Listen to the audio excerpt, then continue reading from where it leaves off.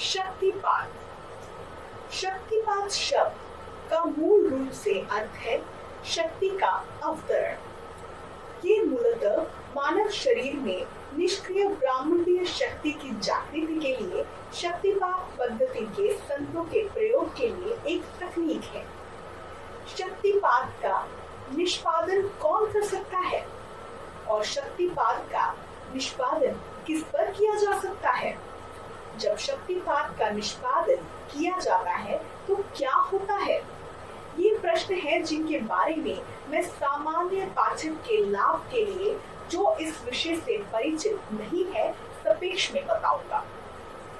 एक गुरु या सम्मानित शिक्षक जिस व्यक्ति पर अपनी कृपा प्रदान करने का निर्णय लेते हैं उस पर शक्तिपात का निष्पादन करते हैं, लेकिन एक गुरु को किसी व्यक्ति पर शक्तिपात निष्पादन के लिए बाध्य नहीं किया जा सकता, क्योंकि एक गुरु एक आत्मबोध मानव के रूप में सर्वोच्च दिव्य शक्ति की अभिव्यक्ति है।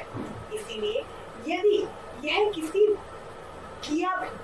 यह किया भी जाता है तो ये काम नहीं करेगा। मुझे इसे और विस्तार से समझाने दीजिए। तकनीकी रूप से एक गुरु मानव रूप में विद्वान हो सकते हैं, भले ही आत्मबोधित, क्योंकि ये पूर्ण निर्दिष्ट है कि वह मानवता के लाभ के लिए पृथ्वी पर दिव्यता का माध्यम होंगे। एक गुरु मूलतः मानवता की मुक्ति के लिए परम दिव्यता की ओर से एक उपहार है। हालांकि तकनीकी कारणों से योग की दृष्टि से एक गुरु को फिर कभी योग के नियमों के अंतर्गत रहना पड़ेगा ताकि वे मनुष्य के रूप में बने रहें। ऐसी परिस्थितियों में जब कोई गुरु को शक्तिपात निष्पादन के लिए बाध्य करने का प्रयत्न करता है तो स्वयं परम दिव्यता की ये स्वीकृति नहीं देंगे। इसके अलावा सभी योग ग्रंथ एकमत से सहमत हैं कि एक आदरणीय शिक्षक या गुरु कुछ निश्चित विशेष अधिकारों से संपन्न है। पाठकों को इस पर आश्चर्य हो सकता है जब वे पढ़ें कि मुझे एक गुरु को प्रदान विशेष अधिकारों से विशेष विषय पर क्या कहना है। सभी योग ग्रंथों के अनुसार एक गुरु स्वयं परम दिव्यता के प्रकोप के विरुद्ध भी व्यक्ति को बचा सकते हैं। स्वयं परम दिव्यता ने अनादिकाल से एक गुरु को यह विशेष अधिकार प्रदान किया है, परंतु भगवान भी या सर्वशक्तिमान या परम दिव्यता व्यक्ति को गुरु के प्रकोप से नहीं बचा सकते। फिर से सभी योग ग्रंथों के अनुसार एक गुरु को ये विशेष अधिकार स्वयं परम दिव्यता ने अनादिकाल से प्रदान किया है। भगवान को वरन लाया नहीं जा सकता क्योंकि उनका पूर्ण अस्तित्व ही ब्रह्मांड के केवल परम सत्य है। ब्रह्मांड में केवल परम सत्य है, न कि अहंकार में रंगीन स्वतंत्र मानव इच्छा। दिव्य स्वतंत्र इच्छा अवश्य विद्यमान है जब अहंकार के रंग में रंगी हो। जब ये अहंकार से रंगा होता है ये अंत में केवल एक भ्रम निकलता है। जब कोई गुरु किसी व्यक्ति पर शक्तिपात का निष्पादन करते हैं जिस पर वे अपनी कृपा प्रदान करते हैं या परमेश्वर अपनी कृपा प्रदान करने का निर्णय लेते हैं तो गुरु वास्तव में मनुष्य के रूप में सर्वशक्तिमान के लिए एक माध्यम के रूप में काम कर रहे होते हैं। गुरु व्यक्ति पर अपनी ही शक्ति स्थानांतरण करने के और निष्क्रिय परम शक्ति के साथ हस्तक्षेप करते हैं जो फिर से एक भिन्न रूप में प्रकट सर्वशक्तिमान का स्व है। अब सर्वशक्तिमान की रचना सभी स्व उनकी द्वारा नष्ट किया जाना निर्धारित है। आप सांसारिक शब्दावली में परम दिव्यता को जो कुछ भी चाहते हैं नाम दे सकते हैं। कुछ धर्मों के अनुसार सर्वशक्तिमान पुरुष के रूप में पिता, प्रेमी आदि की तरह पूजा जाता है। कुछ दर्शन या यहाँ तक कि धर्मों के अनुसार परम दिव्यता को महिला के रूप में एक माँ की तरह पूजा जाता है। मुझे आधुनिक वैज्ञानिकों के बारे में कुछ नहीं पता है, वे दिव्यता का उल्लेख शक्ति के चेतना रहित रूप से करते होंगे। इसीलिए जब एक गुरु विपरीत विधि में वापस घुमाने के लिए एक मौलिक शक्ति के साथ हस्तक्षेप करते हैं, वह यह स्पर्श या दृष्टि के माध्यम से या एक मंत्र के माध्यम से या अपने ही दिव्य स्वतंत्र इच्छा के द्वारा करते हैं। कभी कभी गुरु आवश्यकता के आधार पर इन तकनीकों का संयोजन प्रयोग कर सकते हैं। अब मैं इस प्रश्न को संबोधित करूंगा कि ये तकनीक किस पर प्रयोग की जा सकती है। क्या प्रत्येक मनुष्य परमेश्वर की इस कृपा को प्राप्त करने की स्थिति में है? हाँ, बिल्कुल। धर्म, जाति या पंथ कोई प्रासंगिकता नहीं रखती है। परमेश्वर किसी भी समय किसी पर भी अपनी कृपा प्रदान कर सकते हैं। इस तथ्य से सहमत होने के लिए साधारण तर्क संगत सांसारिक तर्क ही पर्याप्त है। तो फिर क्यों परमेश्वर सभी को अपनी कृपा प्रदान करके जन्म और मृत्यु के चक्र में से उन्हें मुक्त नहीं करते? और इससे अधिक महत्वपूर्ण बात, परमेश्वर को ये क्यों करना चाहिए? परमेश्वर ने अपनी दिव्य स्वतंत्र इच्छा का प्रयोग करके मनुष्य की रचना या उसके रूप में प्रकट किया है।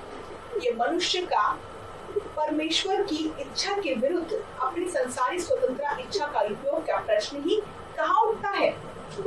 क्या परमेश्वर से उसका अस्तित्व पृथक है? मनुष्य को इसी मूलभूत प्रश्न को स्वीकार करने की आवश्यकता है। इसीलिए जब आप अपने मनोरंजन के लिए या एक खिलौने के रूप में प्रकट हो, एक खिलौना बनाते हो और अपने सभी विशेषताओं प्रदान करते हो, मगर उस नियमों के एक समूह के अधीन रहते हो, उस खिलौने को आपसे कोई प्रश्न करने का मूलभूत अधिकार नहीं है। उस खिलौने का अस्तित्व और आप दोनों एक ही है। आपके बिना कोई खिलौना नहीं है। हालांकि खिलौने को उसकी वास्तविक प्रकृति समझने की क्षमता प्रदान की गई है, जिसे हम आत्मबोध कहते हैं। परम दिव्यता ने मनुष्य की रचना इसी प्रकार की है, दिव्य मनोरंजन के लिए एक खिलौना। इसीलिए एक खिलौने या इस संदर्भ में एक मनुष्य का सांसारिक स्वतंत्र इच्छा के उपयोग का प्रश्न ही कहाँ उठता है? मनुष्य के पास जो स्वतंत्र इच्छा है वह परम सत्य में परिवर्तित हो जाती है जब मनुष्य अहंकार के किसी भी अंश से मानसिक रूप से विहीन होने के नाते मानव नहीं रह जाता। अर्थात जब आत्मबोध हो जाता है, स्वतंत्र इच्छा की क्षमता अहंकार की स्थिति में अर्जित नहीं होती है। प्रत्येक मनुष्य परमेश्वर का ही अवतार है। प्रत्येक मनुष्य के हृदय में दिव्यता बसती है। इसके कारण दिव्य स्वतंत्र इच्छा मन के माध्यम से चमकने का प्रयत्न करती है, हालांकि वह अहंकार से रंगी होती है। ये समझने के लिए एक महत्वपूर्ण विषय है, स्वतंत्र इच्छा भ्रांति पूर्वक सर्व शक्तिशाली समझी जाती है और पूरी मानवता शुद्ध सांसारिक लाभ के लिए अहंकार में रंगी हुई स्वतंत्र इच्छा के प्रयोग पर बल देती है। कोई नहीं चाहता है या किसी की इच्छा भी नहीं होती है कि इसके अस्तित्व को जांच ले कि इसकी प्रकृति संपूर्ण है या भ्रामक। कोई भी इस स्वतंत्रता की झूठी भावना से बाहर ही नहीं आना चाहता है कि जो स्वतंत्र इच्छा के भ्रम द्वारा प्रदान की गई है। स्वतंत्र इच्छा निश्चित रूप से संपूर्ण सत्य है, लेकिन केवल जब इस समीकरण से अहंकार को बाहर कर दिया गया है तब तक ये केवल एक भ्रम है। इसीलिए एक मनुष्य परमेश्वर से ये प्रश्न नहीं कर सकता कि उनकी कृपा सभी को क्यों नहीं प्रदान की जाती। यही कारण है कि एक गुरु को शक्तिपात निष्पादन के लिए बाध्य नहीं किया जा सकता है। मैं आशा करता हूँ कि पाठक उपरोक्त अनुच्छेदों में मैंने क्या लिखा है कुछ समझ पा रहे होंगे। संस्कृत शास्त्रों में प्राय कहा जाता है कि जब एक शिष्य तैयार होता है तो गुरु या परमेश्वर तुरंत प्रकट हो जाते हैं। यह एक प्राकृतिक लौकिक सिद्धांत प्रतीत होता है। इस बिंदु पर कोई भी सांसारिक तर्क संगत व्याख्या प्रस्तुत नहीं की जा सकती है, चाहे तो इसे ग्रहण करें या छोड़ दें। मैं एक निश्चित चर्चा पर बहस करके समय बर्बाद नहीं करना चाहता हूँ। मनुष्य की स्वतंत्र इच्छा जो अहंकार से रही हो, हमेशा किसी भी द्वारा प्रयोग करने के लिए सरलता से उपलब्ध है। अब मैं व्यक्ति में विश्वास के निर्माण पर ध्यान खींचना चाहता हूँ। बहुत सी बातें हैं जिनको हम ऐसे ही मान लेते हैं। हम मान लेते हैं कि पानी हमारी प्यास बुझाएगा, हम मान लेते हैं कि भोजन हमारी भूख मिटाएगा, हम मान लेते हैं कि अग्नि हमें गर्माहट प्रदान करेगी इत्यादि। कभी कभी विश्वास का निर्माण प्रायोगिक सत्यपान के बाद होता है और कभी कभी अंत ज्ञान का कार्य। ये विश्वास है, भले ही तार्किक या तर्कहीन, जो जीवन का आधार है। ऐसे कई अवसर हो सकते हैं जहां विश्वास को प्रयोग से सत्यापित नहीं किया जा सकता है, जैसे कि अपनी माँ में एक बच्चे की आस्था या युद्ध के मैदान में प्रवेश करने से पहले एक सैनिक का विश्वास। सामान्यतः एक व्यक्ति के दिमाग की संरचना पर आधारित शक्तिपात में दीक्षा प्राप्त करने के लिए पर्याप्त योग माना जाता है। जब एक व्यक्ति परम दिव्यता में पर्याप्त विश्वास प्रदर्शित करता है, उसे दीक्षा दी जाती है। मुझे इसे और विस्तार से समझाने दीजिए। योग ग्रंथों के अनुसार प्रत्यक्ष मनुष्य का मन 3 गुणों के एक मिश्रण से बना है। ये 3 गुण हैं राजस, तमस और सात्विक। राजस प्रकृति में गतिशील है, तमस सुस्त है और सात्विक संतुलन है।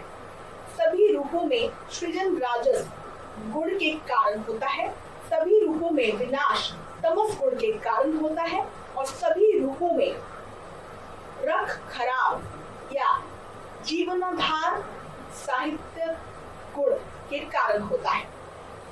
प्रत्येक मनुष्य का मन परम लौकिक शक्ति के इन 3 गुणों पर आधारित एक अद्वितीय रूप से संचरित है।